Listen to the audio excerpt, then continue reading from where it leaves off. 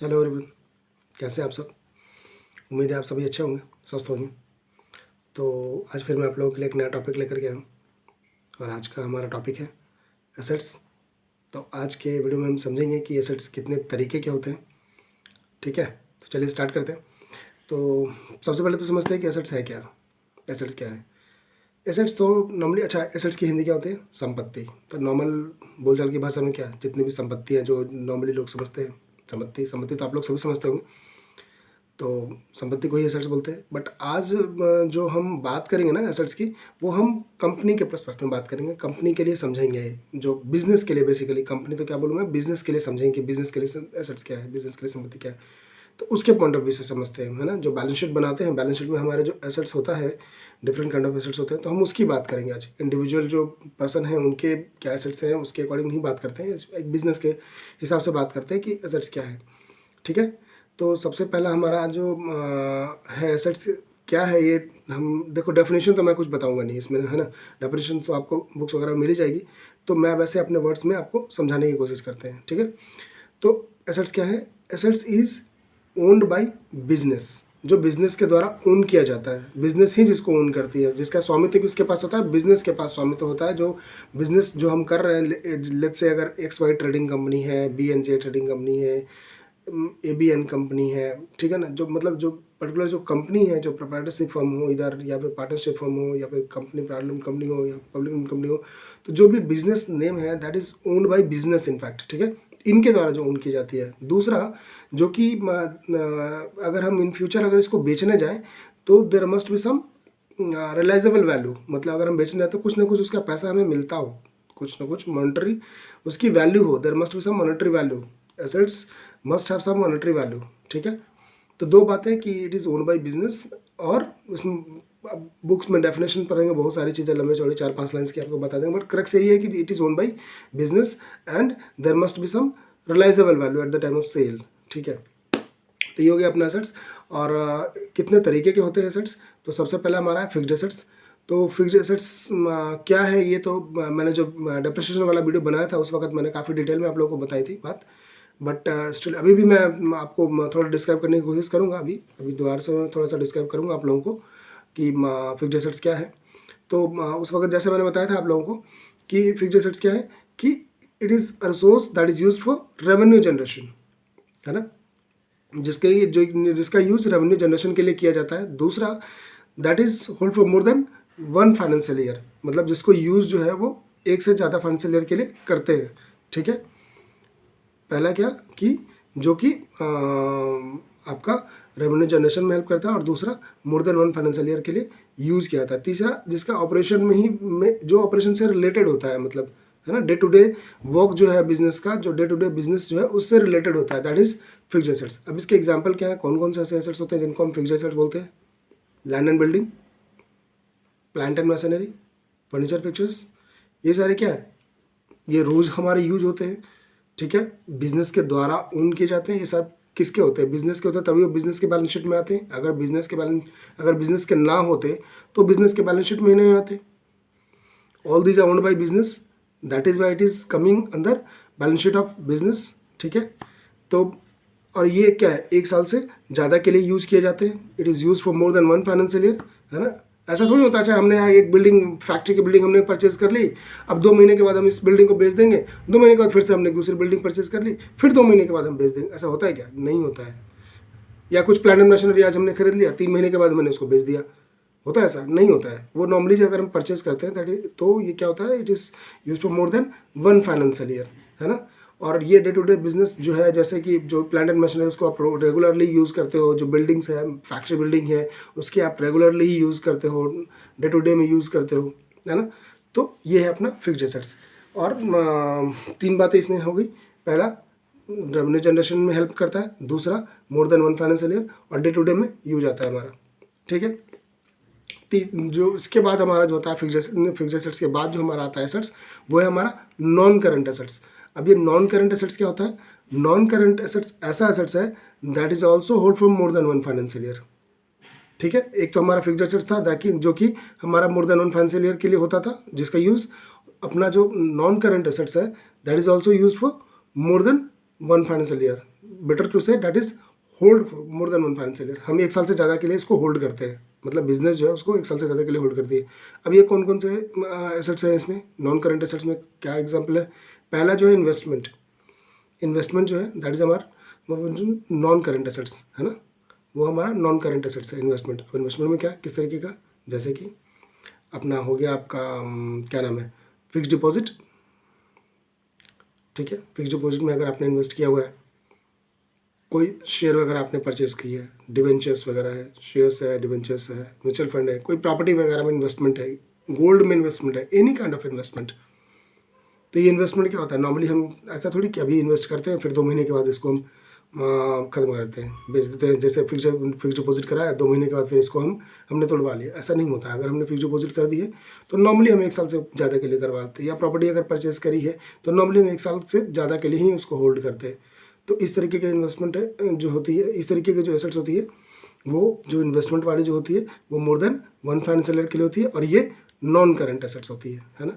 अच्छा, अब आप बोलेंगे कि जब इन्वेस्टमेंट नॉन करंट एसेट्स है that is also hold from more than 1 financial year, और फिक्स्ड एसेट्स जो है वो भी अपने यूज़ किया जाता है या होल्ड किया जाता है for more than 1 financial year. तो दोनों में डिफरेंस क्या है ना, डिफरेंस क्या डिफरेंस है मैं बताता हूँ आपको। कि जो फिक्स्ड एसेट्स है that is use for operation of business, जबकि अपना जो नॉन करंट एसेट्स है that is not use for operation of business, that is not related to operation of business. वो कैसे? अब फिक्स्ड एसेट्स जो है जैसे plant and machinery, land and building है, ये सब क्या है, आप नॉर्मली जो ऑपरेशन जो आपका बिजनेस का रनिंग जो है उसके लिए आप यूज़ करते हो, बिजनेस के ऑपरेशन के लिए यूज़ करते हो। ऑफिस होती है आपकी, वहाँ आप जाते हो, आप वहाँ काम करते हो। प्लांट एंड मशीनरी है, उससे प्रोडक्शन होती है ना। फर्नीचर फिक्सर भी ऑफिस में लगे होते हैं, उसका भी यूज होता है डे टू डे में। इन्वेस्टमेंट है, उसका क्या यूज़ होता है, वो तो एक बार आपने इन्वेस्ट कर दिया, वो बिजनेस से रिलेटेड नहीं है। Definitely it will generate revenue, you will earn revenue from that also, लेकिन वो क्या बिजनेस ऑपरेशन से रिलेटेड है, उससे आप बिजनेस कर रहे हो, बिजनेस में यूज़ कर रहे हो नहीं, उसको तो आपने इन्वेस्ट करके छोड़ दिया है, वो बिजनेस के ऑपरेशन से डे टू डे से रिलेटेड नहीं है। तो ये डिफरेंस है अपना फिक्स्ड एसेट्स में एंड नॉन करंट एसेट्स में।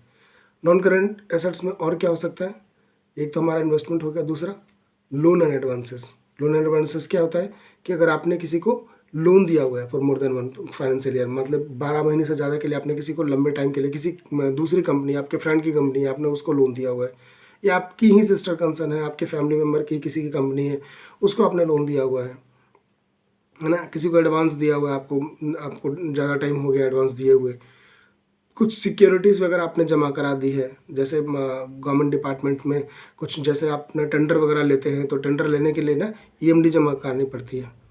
ठीक है, जब आप टेंडर अप्लाई करते हैं तो उसके लिए ईएमडी वगैरह अप्लाई करनी होती है, और बाद में वो फिर वो आपको मिलता है। तो ये हो सकता है कि मोर देन 1 फाइनेंशियल ईयर के लिए आपके वहाँ पर रह जाए। ठीक है ना। तो ये क्या होता है, जो टेंडर वगैरह लेकर समय जो सिक्योरिटी मनी आपने जमा करा दी है, या आप कोई एजेंसी वगैरह लेते हैं आप किसी तरीके की, मान लीजिए किसी भी प्रोडक्ट की, जैसे पेप्सी की ले लिया आपने, किसी अदर रिबॉक की ले लिया आपने, किसी किसी की भी आप अगर आप ले रहे हो गारमेंट से रिलेटेड, या फिर मतलब XYZ किसी भी कंपनी के अगर आप ले रहे हो, अगर एजेंसी किसी फार्मास्यूटिकल्स कंपनी की आपने एजेंसी ले ली, तो उसमें क्या होता है कि आपको कुछ ना कुछ सिक्योरिटी मनी डिपॉजिट करना है। किसी FMCG प्रोडक्ट की आपने ले ली है ना, बिस्किट्स की, टॉफ़ी की, चॉकलेट की, किसी तरीके की चीज़ की अगर आपने एजेंसी ले ली है तो आपको क्या करना पड़ता है, कुछ सिक्योरिटी डिपॉजिट जमा करनी पड़ती है। और वो सिक्योरिटी डिपॉजिट कब तक होती है कंपनी के पास, जब तक कि आप एजेंसी को चला रहे हो। जिस दिन आप उस एजेंसी को बंद करोगे, आप सरेंडर करोगे कि मैं अब आपकी एजेंसी नहीं चला सकता, मैं आप नहीं चलाना चाहता हूँ, तो उसके बाद फिर वो आपको पैसे वापस आते हैं, है ना। तो ये सारे क्या है, आपके नॉन करंट एसेट्स हैं जो कि आपने जमा कराया हुआ है। ठीक है, और क्या हो सकते हैं नॉन करंट एसेट्स, जैसे कि अगर गवर्नमेंट के पास आपके कुछ ड्यूज़ वगैरह पड़े हुए हैं, कुछ एडवांस आपने दिए हुए हैं, जैसे आपके कुछ रिफंड्स वगैरह बाकी हैं, कुछ टैक्स के रिफंड्स वगैरह बाकी है, जैसे आजकल GST वगैरह है, आपने GST जमा कराया हुआ है, आपने इनपुट यूज़ नहीं किया हुआ है, आपने रिफंड भी नहीं लिया हुआ है, तो वो क्या होगा, वो भी आपका नॉन करंट एसेट्स, अगर 1 साल से ऊपर के लिए वो जमा है वहाँ पर, तो है ना। ये सारी चीज़ें क्या है, नॉन करंट एसेट्स। ठीक है, तो इसमें क्या क्या आ गए अपने नॉन करंट एसेट्स में, investment, loans and advances, securities deposits वगैरह, और कुछ एडवांस वगैरह जो आपने एडवांस तो क्या मतलब उसको गवर्नमेंट के पास अगर आपके कुछ रिफंड्स वगैरह रहते हैं तो वो। ठीक है, ये 3-4 चीज़ें जो आपके नॉन करंट एसेट्स है। उसके बाद अपना क्या होता है, करंट एसेट्स। करंट एसेट्स क्या होता है, तो करंट एसेट्स में 2-3 बातें इसमें भी होती हैं क्या, कि सबसे पहला जो है करंट एसेट्स है that is directly related to operation of business, यह बिजनेस के ऑपरेशन से रिलेटेड होता है। दूसरा, it is use for it is got exhaust within 1 financial year, और जो मोस्ट इंपॉर्टेंट है that is it can be easily convertible into cash, इसको कैश में इजीली कन्वर्ट कर सकते हैं। अच्छा, क्या एग्जांपल है इसके, जैसे कि डेटर, आपने कुछ उधार में सेल किया हुआ है, तो जैसे आप उधार में बेचते हैं तो आपकी नॉर्मली पेमेंट कितना 2-4 महीने में आ जाती है, ऐसा थोड़ी 3 साल के बाद आती है। 3 साल के बाद अगर आती है तो ये आपका डेटर, मतलब ये डेटर नहीं है, ये आपका बैड डेट्स हो चुका है, ये it is as good as your bad debts, है ना, ये आपके बैड डेट्स हो चुके हैं। ये या तो आप लिटिगेशन में हैं, उसके साथ कुछ ना कुछ आपकी डिस्प्यूट चल रही है, या तो फिर ये पेमेंट आपकी आनी नहीं है, वो ख़त्म हो चुका है, ठीक है ना। तो इसको डेटर नहीं मान सकते। नॉर्मली क्या होता है 2-4 महीने में हमारी आ जाती है, विद इन फाइनेंशियल ईयर तो हमारे आ ही जाते हैं डेटर के पैसे। स्टॉक जो परचेज़ किया हमने विद इन फाइनेंशियल ईयर हम बेच ही लेते हैं उसको, है ना। कैश नॉर्मली जो होता है हमारा यूज हो ही जाता है, जो कैश इन हैंड होता है हमारे बिजनेस के लिए यूज हो ही जाता है। जो करंट अकाउंट में आपके बैंक में जो आपके करंट अकाउंट में पड़े हुए हैं पैसे, वो भी यूज हो जाते हैं विद इन फाइनेंशियल ईयर में, वो आते रहते हैं, यूज होते रहते हैं, आते चर्निंग होती है ना, आती रहती है, यूज होती रहती है, आती रहती है, यूज होती रहती है। तो ये सारे क्या है, ये करंट एसेट्स है ना। डेटर, स्टॉक, कैश, बैंक, ये सारी क्या है, करंट एसेट्स हैं, ठीक है। अब एक और एसेट्स होता है, अभी तक हमने क्या क्या पढ़ लिया, हमने पढ़ लिया फिक्स्ड एसेट्स, दूसरा नॉन करंट एसेट्स, तीसरा करंट एसेट्स। एक और हमारा होता है क्या चीज़, एक हमारा होता है, हमने पढ़ा था पहले, कौन सा, जो रेवेन्यू एक्सपेंडिचर होता था और हमें उसको एक बार में हम उसको राइट ऑफ नहीं कर पा रहे थे, तो हमें उसको धीरे धीरे करके फाइनेंशियल ईयर में, कई फाइनेंशियल ईयर में, मोर देन 1 फाइनेंशियल ईयर में उसको राइट ऑफ कर रहे थे। याद आया, हमने एक चीज़ पढ़ी थी, ये था हमारा फिक्टिशियस एसेट्स, है ना, जो बिजनेस प्रमोशन के लिए जो हम यूज़ कर रहे थे। एक्चुअली ये एसेट्स नहीं था, it was actually expenses, but इसका बेनिफिट हमें लॉन्ग टर्म के लिए मिलने वाला था, और 1 साल में अगर हम इसको करते तो वो हमारी कंपनी लॉस बुक कर जाती, तो इसकी वजह से हम इसको डिफरेंट फाइनेंशियल ईयर में दिखा रहे थे, है ना। तो ये अदर एसेट्स में आता है, एक्चुअली ये एसेट्स नहीं था तो इसलिए अदर एसेट्स में आता है ये फिक्टिशियस एसेट्स, ठीक है। तो ये 4 तरीके के हमारे, मतलब ये एसेट्स तो क्या मतलब ठीक है, लेकिन एसेट्स में दिखाते हैं इसको, तो ये हमारे एसेट्स थे ये, ठीक है। अच्छा, एक और एसेट्स की क्लासिफिकेशन है, एक और तरीके से होती है, वो कैसे, टेंजेबल एसेट्स और नॉन टेंजेबल एसेट्स। अब टेंजेबल एसेट्स क्या है, टेंजेबल एसेट्स वो है जिसको कि आप देख सकते हैं, छू सकते हैं, ठीक है ना। और नॉन टेंजेबल एसेट्स क्या है, जिसको न देखा जा सकता है न छुआ जा सकता है, ठीक है।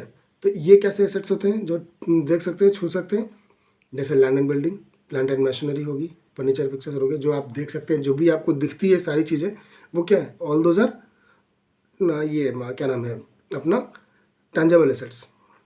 और जो नहीं देख सकते जिसको, all those are non tangible assets. अब उसके एग्जांपल्स क्या है, नॉन टेंजेबल के तो मैंने बता दिया, आपके land building, plant and machinery, जो भी आपको दिख रही है, all those that can be seen and that can be touched, तो वो क्या है, टेंजेबल। और नॉन टेंजेबल में गुडविल, पेटेंट, है ना, कॉपीराइट, ट्रेडमार्क, ये सारी चीज़ें न टच कर सकते हैं न देख सकते हैं, ये तो बुक्स में बस होते हैं ये, है ना। तो इस तरीके के जो एसेट्स होते हैं वो हमारे नॉन टेंजेबल एसेट्स होते हैं, ठीक है। तो ये हमारे एसेट्स की क्लासिफिकेशन थी, जो मैंने आपको अभी इन डिटेल बताई है। उम्मीद है आप लोगों को समझ आ गई होगी, ठीक है। तो नेक्स्ट टाइम देखते हैं, फिर और नया कोई वीडियो लेता हूँ आपको लेके, कोई नया कोई टॉपिक लेकर के आता हूँ आप लोगों के लिए। चलो, तब के लिए थैंक्स।